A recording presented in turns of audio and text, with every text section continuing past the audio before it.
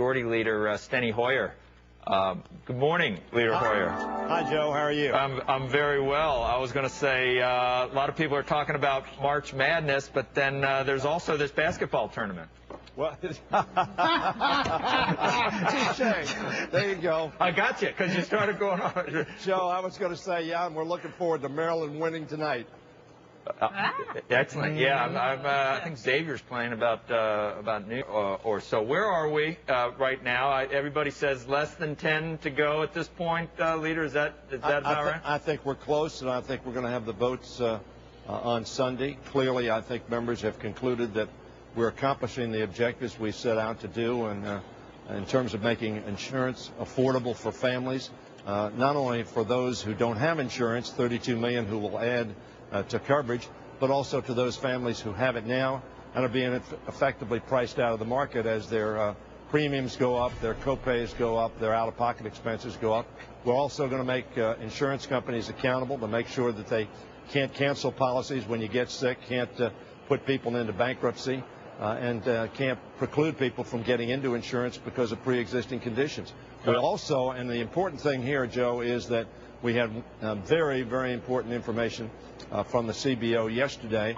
One of our objectives was, and pledges was, A, we would pay for what we did, and B, we were going to bring down the deficit. Of course, as you know, CBO has indicated that we're doing both, and we're going to bring down the deficit over $1.3 trillion over the next couple of decades. So that's very good news, and I think members are looking at this very favorably. Well, it's been a lesson in civics. I wish I had gone to more classes or something, but because we've really learned a lot about how things work, but that we still have questions about what happens if it does pass. Is it a given that if you change enough stuff in the Senate, is it a given that they'll go along with the House if you mess with their bill too much?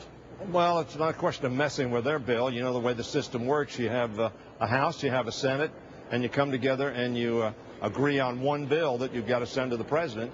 And I think you weren't able to do that after Massachusetts, though. So we're going through all these other. You're exactly right.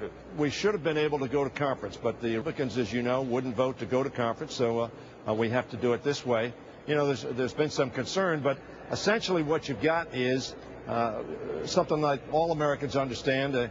You're settling on a house. You got a Senate bill that's the House, and you're saying, look, I'll buy the house, but the roof's not quite the way I want it, so we need to fix the roof before we settle on the house.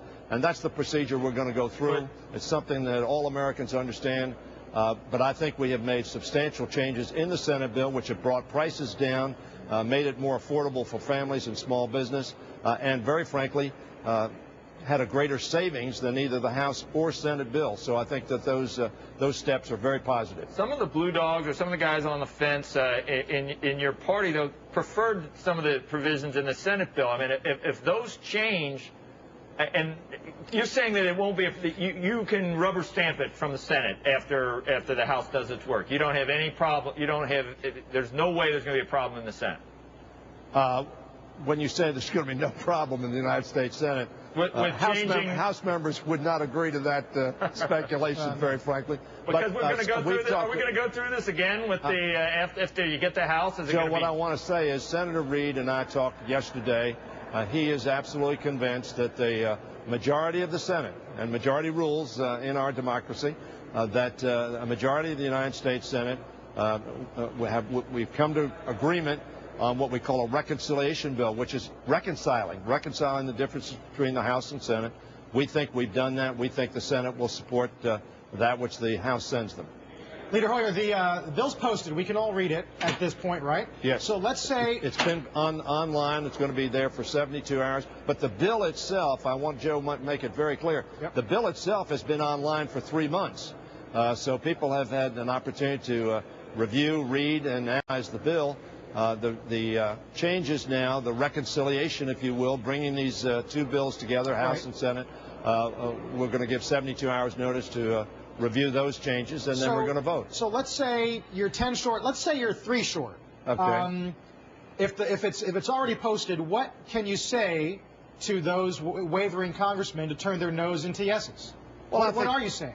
Let me tell you very frankly, Joe, it's the members themselves that are going to analyze this and figure out whether they think it's good for the individuals that they represent, the families that they represent, the small businesses they represent, and indeed the fact that that's bringing down the deficit so substantially over the next couple of decades. I think all of that is going to lead them to believe that this is a vote that they can give for their constituents and for their country. So, but they're going to analyze it themselves. Are we going to talk to them? Certainly. And we're going to make the points that I've just made to you and others in terms of making sure that insurance companies can't preclude people from getting insurance because of pre-existing conditions.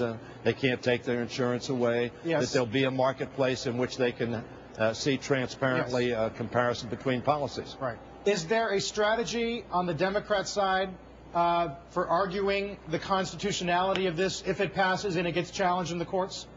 Well, certainly there's a strategy for doing that. We believe the administration and the Justice Department and our own counsel will indicate that we believe certainly that this bill is constitutional. Do you expect I know some people have raised those issues, but there's little doubt in my mind that this bill and its provisions are in fact constitutional. I'm assuming you agree that legal challenges are inevitable if it passes. Well, I think in a bill of this magnitude, I think there will probably be legal challenges. Certainly people have expressed that there will be. That's the American system, that people have an opportunity to say, look, what you did was not appropriate, and we have a system to resolve those differences as well. So I wouldn't be surprised. Leader Hoyer, I almost hate to bring this up because I'm much more interested in what's actually in the bill than the process of getting it through, but we just had a conversation with Congressman Andrews. Right. Asked him about the idea of carrots and sticks.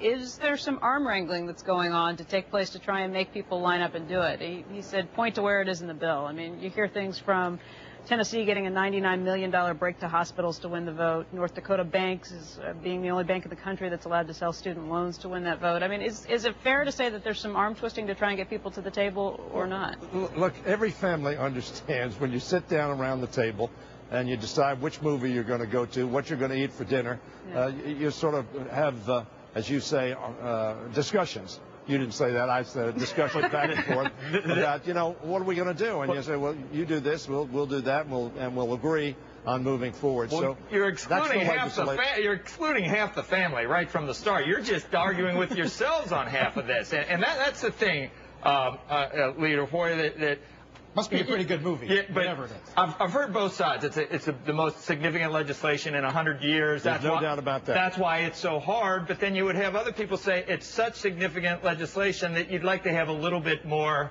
unanimity among of the family that to watch the movie. I mean, you just wouldn't watch if one side of the family says absolutely not, I'm not watching Shrek 2 again, you wouldn't watch that. You try. Let me say something on this. Yeah. Because it's very relevant. Okay. In 1993, we adopted an economic program that led to the best economy that you've seen in your lifetime and that I've seen in my lifetime in the 1990s. The best economy. Almost every Republican leader to a person said that if you adopt this program, deficits are going to explode. In fact, we had a $5.6 trillion surplus. But that was after a misguided health care overhaul had collapsed. No, it wasn't. You're wrong on that. Well, 94. You're wrong on that. But over the next 10 years, listen to me. All right. No Republican voted for it. Not one. There was no unity in the family. The Republicans said we were absolutely wrong. In fact, we were right. That economic program led to the best economy, the creation of over 20 million jobs, the 4 surplus years in a row, the only 4 surplus years in a row that you've seen in your lifetime or I've seen in my lifetime. So the Republicans were absolutely wrong in that instance. I think they're wrong again. I'm sorry that they're not supporting this. John McCain, during the course of the campaign in 2008, said that we needed to have affordable, available health care for all Americans. This does that.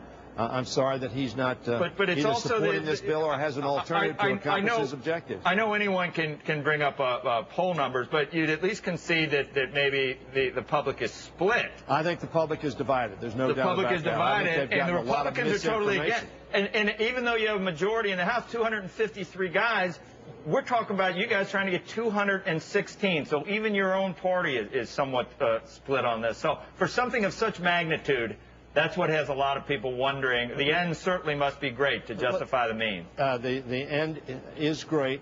The means are fair, open, and transparent. More hearings, more discussion, more review of this legislation than any legislation I've seen covered. Now, let me remind you, the Republicans passed a prescription drug bill. Their party was deeply divided. It took them 3 hours to get the votes on the floor at 3 a.m. in the morning to 6 a.m. in the morning. The prescription drug program is in place. Most people like it. We're not repealing it. In fact, we're making sure that the donut hole that was created is closed. So when you look at these issues, they're tough to do. The Republicans had to keep the vote open 3 hours before they got their votes on the board. All right, Leader, we'll be watching closely, and I know we're going to be talking again probably I'm sure. next week, and then the week after, and probably forever. But that's well, we may want to talk when Maryland plays Kansas. How about that for the final? Enjoy the weekend. Okay, thanks a lot. Thank you. Still to come this morning on Squawk, all teed up. Several states pushing back against health care reform.